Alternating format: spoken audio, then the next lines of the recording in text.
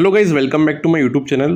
दोस्तों, केंद्रीय वन्य और पर्यावरण मंत्रालय ने विभिन्न परियोजनाओं के लिए ज़रूरी ज़मीन देने और उसके एवज में वैकल्पिक ज़मीन उपलब्ध कराने के मामले में एक महत्वपूर्ण फैसला लिया है।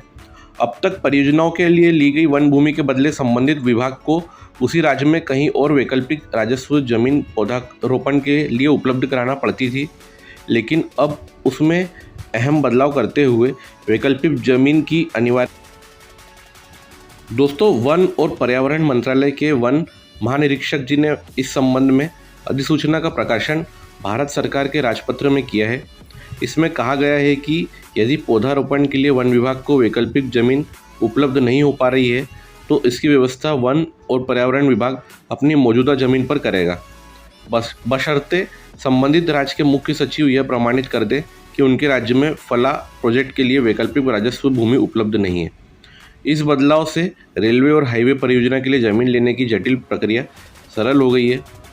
इंदौर के आसपास चल रहे Indore Khandwa broad gauge project, Indore Dahod railway project, Indore Budhni railway project, Indore Manmad नई रेल लाइन प्रोजेक्ट, छोटा उदयपुर धार रेल लाइन परियोजना के अलावा इंदौर से बैतूल के मध्य चल रहा 4 लेन हाईवे प्रोजेक्ट को इस बदलाव का फ़ायदा मिलेगा।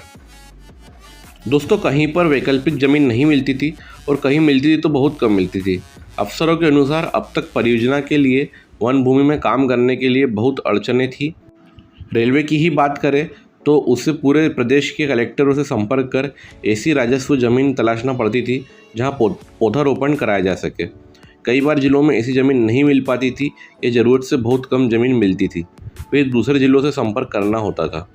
यदि वहाँ भी ज़मीन पर्याप्त नहीं मिलती थी तो फिर किसी और ज़िले में संपर्क करना पड़ता था। यह प्रक्रिया इतनी लंबी खींच जाती थी कि ज़मीन तलाशते अधिकारी ही परेशान हो जाते थे। इस अधिसूचना जारी करने के बाद अब जो ये प्रोजेक्ट्स हैं जिनका मैंने नाम लिया, ये सारे प्रोजेक्ट्स जो हैं दोस्तों थोड़ी रफ्तार पकड़ेंगे और इनका जो कार्य है वो थोड़ा जल्दी कंप्लीट करने की गुंजाइश हो सकती है। दोस्तों, मालवा निमाड़ में चल रहे मैक्सिमम प्रोजेक्ट्स में वन एवं पर्यावरण मंत्रालय की जो है मंजूरी लगती थी और ये मंजूरी मिलने में काफ़ी टाइम लगता था क्योंकि उसके एवज में इनको फिर कहीं और ज़मीन तलाशनी पड़ती थी, जिस कारण जो है ये प्रोजेक्ट्स काफ़ी डिले होते जा रहे थे। प्रोजेक्ट्स भी डिले होते हैं तो फिर आम आदमी के गुस्से का सामना संबंधित विभाग को करना पड़ता है। जैसे अगर रेलवे का प्रोजेक्ट डिले हो रहा है तो रेलवे को लोग बुरा भला कहते हैं, या NHAI द्वारा कुछ काम में देरी की जा रही तो लोग बाग फिर NHAI को उल्टा सीधा बोलने लगते हैं।